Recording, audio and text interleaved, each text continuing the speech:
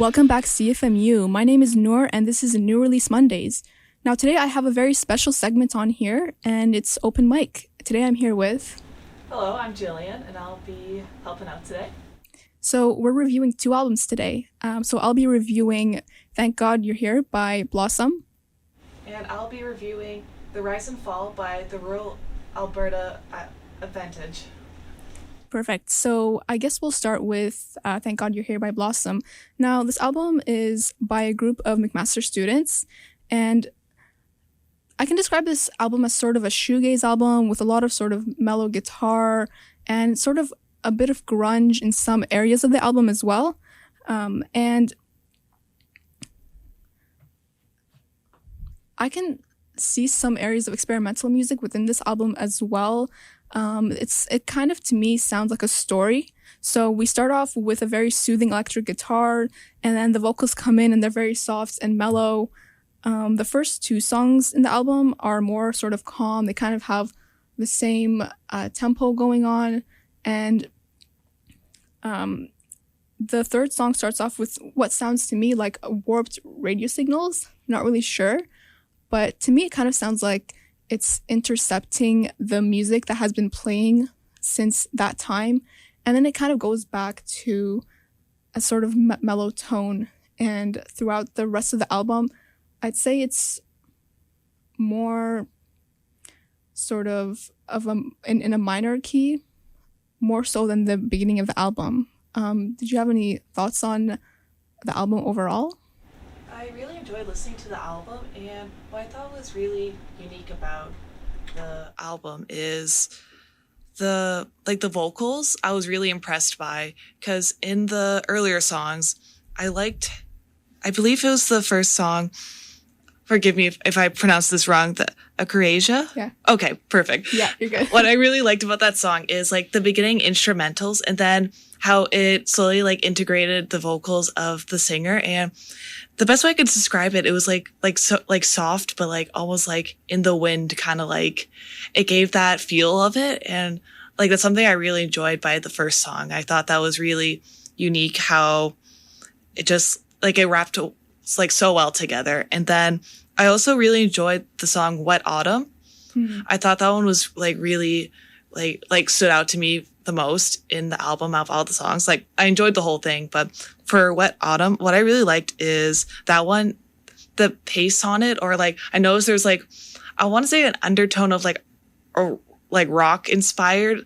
Yeah. Cause it like that started to like a lot of like guitar, drums started kind of getting more like heavy in that song. And with like such a calm, like smooth voice of the singer, I feel like that like contrast in a sense, like really worked super well together. Yeah, I definitely agree with that, yeah. And I guess the album, it's an EP, so it isn't too long, but I definitely think with the amount of time that they had, they definitely did a great job of kind of illustrating almost again, like a story. So I really appreciated that from the album. And one thing I also noticed was the last song kind of had more of drums and cymbals. I don't know if you remember, but it was so different than the first few songs in the album.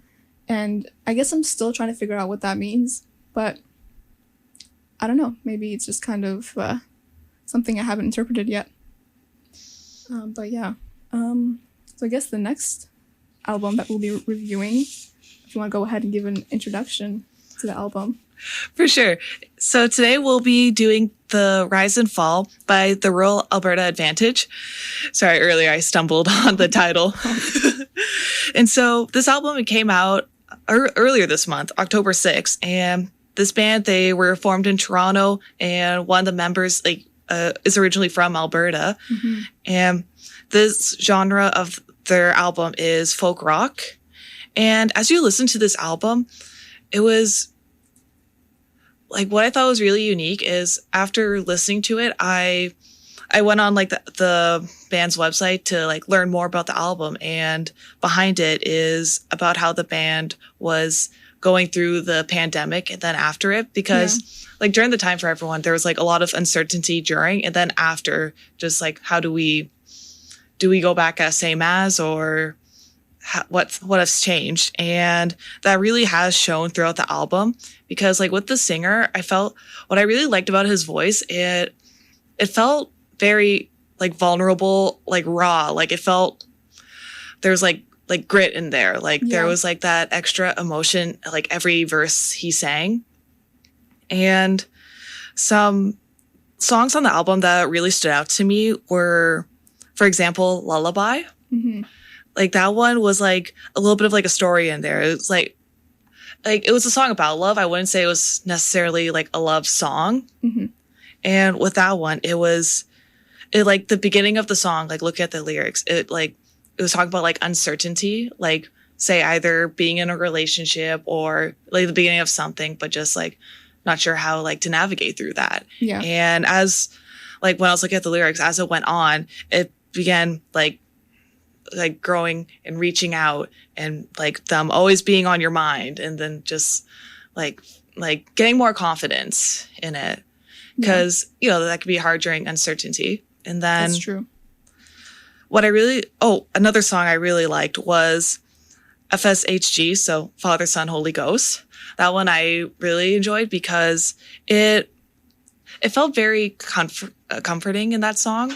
Because like one of the lyrics I wrote down, it's "You're the only one thing I need most," and like that part right there like really stood out to me, because it's, you know, when things get hard, sometimes it's like you're trying to like look for something to hang on to, and you just need that comfort. And sometimes like that can be a person, like family member, friend. And what stood out to me too is what kind of like tied that song together were, I would say like near the end, not like the complete end of the song, they added like crickets, like a cricket sound. It reminded me almost like when I hear crickets, I think of like campfire, like outside, just with like people you care about, like that comfort. I definitely agree, yeah. And I think one of the best things they did on this album was their combination of folk and pop, which you mentioned. And I think the first time I listened to the album, I was trying to figure out, is this folk? Is this pop? Is this rock? I can't tell.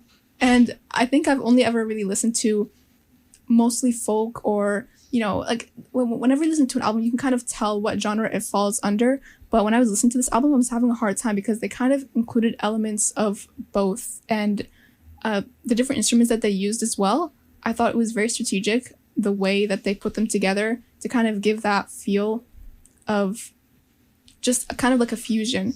And that's something that I really liked as well about the album overall. Oh, absolutely. They tied it so well together with folk and rock, like just combining the two, because like sometimes like one, like if it's like a mix of two genres, sometimes it leans heavy on one over the other depending on the song. But it was very consistent throughout this album. Like I was really impressed by that. Yeah, definitely one album that I have on repeats, and the album by Blossom as well. And so that's all we have today for these two albums. And thank you for listening on this episode of Open Mic on CFMU.